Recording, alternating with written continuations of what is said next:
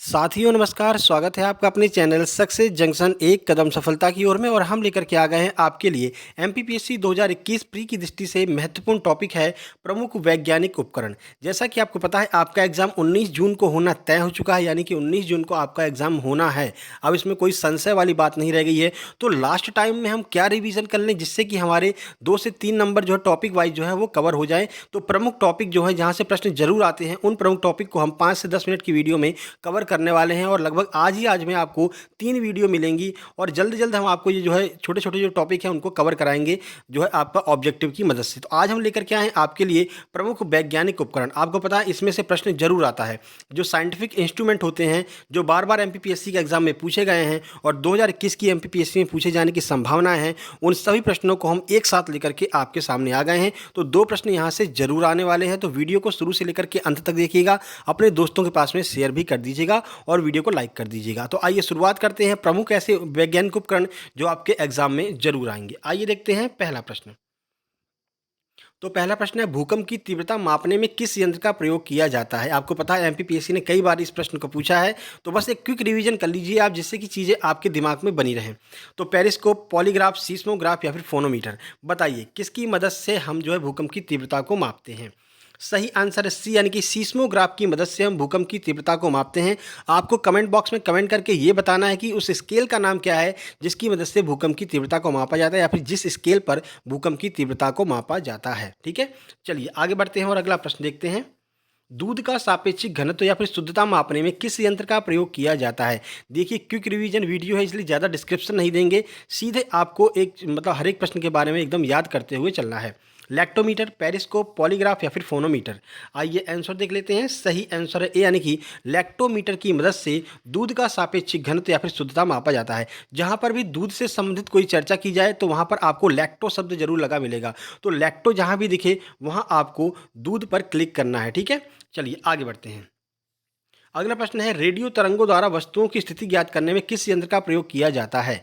Voltmeter, radar, periscope या फिर thermometer. तो बताइए रेडियो तरंगों द्वारा वस्तु की स्थिति ज्ञात करने में किसका यूज किया जाता है। और आजकल इसका बहुत ज़्यादा यूज हो रहा है सैन्य क्षेत्र में। तो सही आंसर है बी, यानी कि रडार की मदद से हम रेडियो तरंगों द्वारा वस्तु की स्थिति का पता लगा लेते हैं। यानी कौन सा एरोप्लेन, कौन सा फाइटर जेट जो है हमारी सीमा के अंदर प्रवेश कर रहा है, ये हमको रडार की मदद से पता चल जाता है। तो कैसे पता चलता है, तो रेडियो तरंगों के द्वारा जो है हमको ये बात पता चलती है। तो रडार आपके लिए बहुत महत्वपूर्ण है क्योंकि अभी हाल ही में युद्ध वगैरह भी चल रहा है जो है आपका रूस और यूक्रेन के बीच। तो यहाँ से प्रश्न बन सकता है। ठीक है, आगे बढ़ते हैं। अगला प्रश्न देखते हैं। हृदय की गति को सुनने में किस यंत्र का प्रयोग किया जाता है। बहुत ही इंपॉर्टेंट प्रश्न है। स्टेथोस्कोप, थर्मामीटर, वोल्टमीटर या फिर टैकोमीटर। आइए आंसर देख लेते हैं। सही आंसर है ए, यानी कि स्टेथोस्कोप की मदद से हम हृदय की गति को सुनते हैं। याद रखिएगा स्टेथोस्कोप बहुत ज़्यादा महत्वपूर्ण है। प्रीवियस एग्जाम्स में एमपीपीएससी के द्वारा यह प्रश्न पूछा भी गया है। तो हृदय की गति को सुनने में स्टेथोस्कोप का प्रयोग करते हैं। जो आप देखते होंगे जो डॉक्टर वगैरह जो कान में लगाए रहते हैं, जिसको हम कभी कभी आला कह देते हैं, तो वो जो है स्टेथोस्कोप होता है जिसकी मदद से वे लोग हृदय की गति को सुनते हैं। चलिए अगला प्रश्न आपके सामने आ रहा है। रक्तचाप मापने में किस यंत्र का प्रयोग किया जाता है। पेरिस्कोप, स्फिग्नोमैनोमीटर, फोनोमीटर या फिर इनमें से कोई नहीं।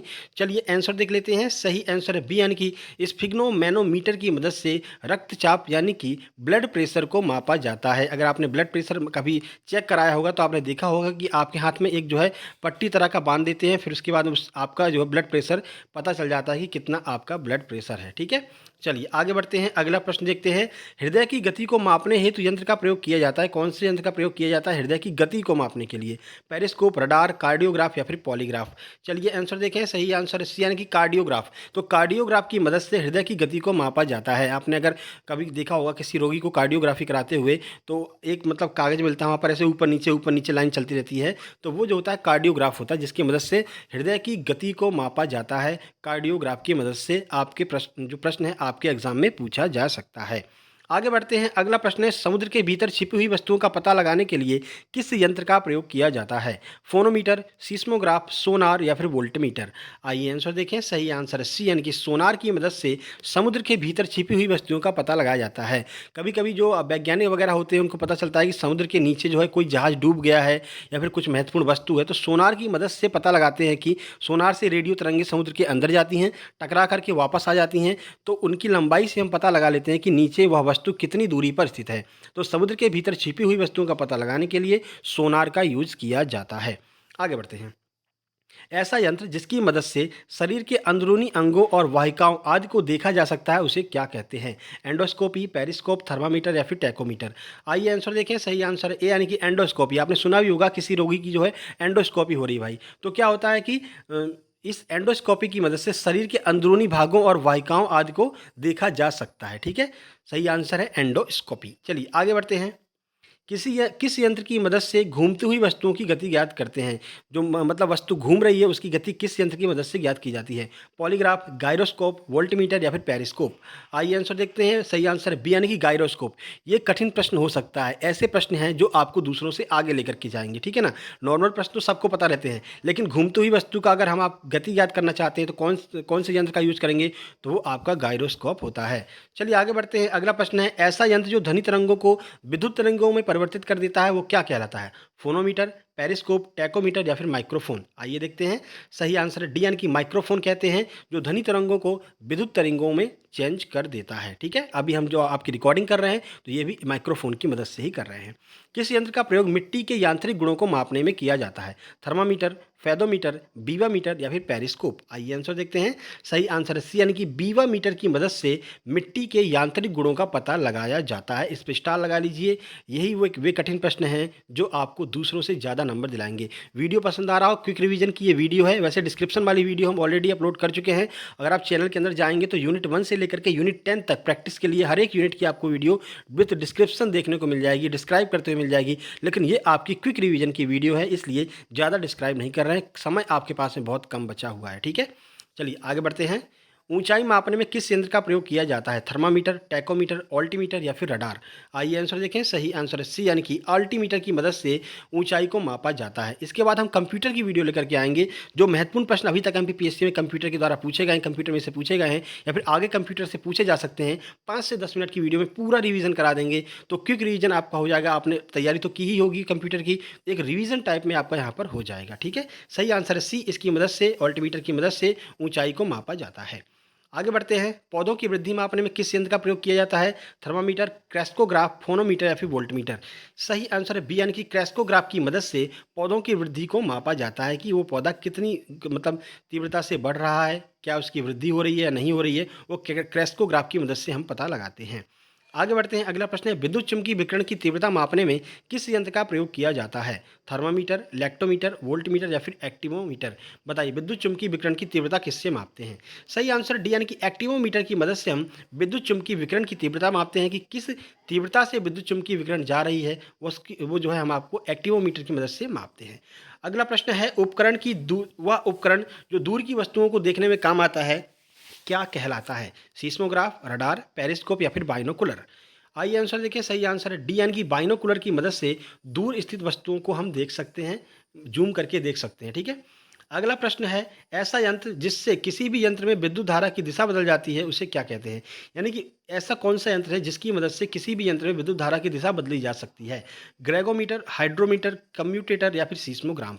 सही आंसर है सी यानी कि कम्यूटेटर की मदद से किसी भी यंत्र में विद्युत धारा की दिशा बदली जा सकती है। ठीक है, आगे बढ़ते हैं। वीडियो को लाइक जरूर कर दीजिएगा जिससे हमको पता लगे कि हाँ आपको ये वीडियो पसंद आ रही है। और ये सीरीज हम जो है 19 तारीख तक लगातार कंटिन्यू रखेंगे, जिससे कि ऐसे छोटे छोटे टॉपिक जहाँ से 2 से 3 प्रश्न जरूर बनते हैं वो आपके कवर हो जाए। देखिए, जो हिस्ट्री, ज्योग्राफी, पॉलिटी ये सब तो आप कवर कर चुके हैं, ठीक है ना, लेकिन ये जो कुछ छोटे छोटे टॉपिक हैं जहाँ से प्रश्न बनते हैं उनको हम आपको कवर करा देंगे। ठीक है, उस यंत्र को क्या कहते हैं जिसके द्वारा जो पनडुब्बी पानी के अंदर होती है तो पानी की सतह का अवलोकन किया जाता है? पनडुब्बी पानी के अंदर है और पानी के ऊपर क्या चल रही, क्या हलचल चल रहा है, उसकी मदद उसको जो है कैसे पता किया जा सकता है, किस यंत्र की मदद से? पेरिस्कोप, रडार, पॉलीग्राफ, इनमें से कोई नहीं। सही आंसर है ए यानी कि पेरिस्कोप की मदद से पनडुब्बी जो पानी के अंदर है तो पानी की सतह के ऊपर क्या चल रहा है उसका पता लगाते हैं।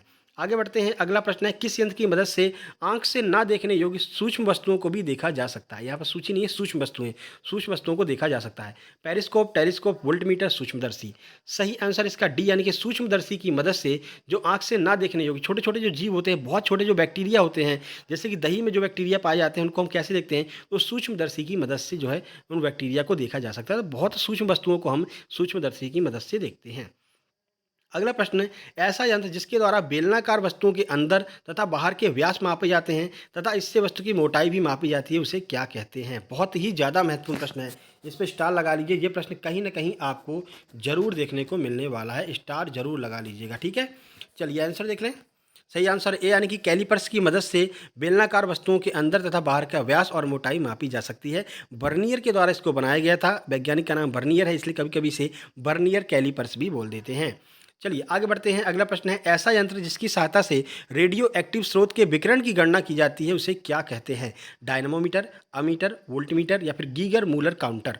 सही आंसर इसका डी यानी कि गीगर मूलर काउंटर की मदद से रेडियो एक्टिव स्रोत के विकिरण की गणना की जा सकती है। इस पर भी स्टार लगा लीजिए, ये भी एक कठिन प्रश्न माना जा सकता है। चलिए आगे बढ़ते हैं। पानी के अंदर की ध्वनि को सुनने के लिए किस यंत्र का प्रयोग किया जाता है? फोनोमीटर, सीस्मोग्राफ, सोनार या फिर हाइड्रोफोन? सही आंसर है डी यानी कि हाइड्रोफोन की मदद से पानी के अंदर की ध्वनि को सुना जा सकता है। अब देखिए, जैसा हमने आपको बताया था, हीम शब्द कहीं भी लगा मिल जाए तो हीम आपका खून से संबंधित है, लैक्टो आपका दूध से संबंधित है और हाइड्रो जहाँ पर भी मिल जाए तो वो आपका पानी से संबंधित रहेगा। तो हाइड्रोफोन की मदद से पानी के अंदर की वस्तुओं की ध्वनि सुनी जा सकती है। आगे बढ़ते हैं। किस यंत्र का प्रयोग ऊष्मा की मात्रा को मापने के लिए किया जाता है? पेरिस्कोप, टैकोमीटर, कैलोरीमीटर या फिर फेदोमीटर? चलिए आंसर देखें। सही आंसर है सी यानी कि कैलोरीमीटर की मदद से ऊष्मा की मात्रा को मापा जा सकता है। कितनी कैलोरी ऊष्मा यहाँ पर खर्च हो रही है, ये सब आप कैलोरीमीटर की मदद से माप सकते हैं। अगला प्रश्न है, पानी के अंदर ध्वनि तरंगों को सुनने के लिए किस यंत्र का प्रयोग किया जाता है? फोनोमीटर, हाइड्रोफोन, पॉलीग्राफ, सीस्मोग्राफ? आइए आंसर देखते हैं। सही आंसर है बी, हाइड्रोफोन। अभी हमने आपको बताया था, प्रश्न रिपीट हो गया है। अगला प्रश्न देखते हैं। झूठ पकड़ने वाले यंत्र को क्या कहा जाता है जिसकी मदद से झूठ पकड़ा जाता है? पॉलीग्राफ, सीस्मोग्राफ, सोनार या फिर रडार? सही आंसर है आपका ए यानी कि पॉलीग्राफ की मदद से झूठ पकड़ा जाता है कि यह व्यक्ति झूठ बोल रहा है या फिर सच बोल रहा है। ठीक है, तो चलिए एक प्रश्न आपसे पूछ लेते हैं जिसका आपको कमेंट बॉक्स में कमेंट करना है। एक तो आपको ये कमेंट करना है कि भूकंप की तीव्रता किस स्केल पर मापी जाती है। दूसरा आपको कमेंट करना है गति के नियम किसके द्वारा दिए गए थे। तो गति के नियम किसके द्वारा दिए गए थे, कमेंट बॉक्स में कमेंट जरूर कीजिएगा, जिससे कल वाली वीडियो में आपका नाम आ सके। साथ ही साथ में ये वीडियो पसंद है, वीडियो को लाइक कीजिए, दोस्तों के पास शेयर कीजिए। चैनल पर पहली बार आए तो सब्सक्राइब करके नोटिफिकेशन बेल जरूर दबा लीजिए, क्योंकि जितने भी एग्जाम आते रहेंगे उन सब का प्रैक्टिस सेट हम लगातार आपके लिए लेकर के आते रहेंगे। तो जल्द ही मिलते हैं आज दोपहर में एक नई वीडियो के साथ में, एक छोटी सी वीडियो जो आपके 2 से 3 प्रश्न कवर करेगी कंप्यूटर के महत्वपूर्ण प्रश्नों के साथ में। तब तक के लिए नमस्कार, धन्यवाद।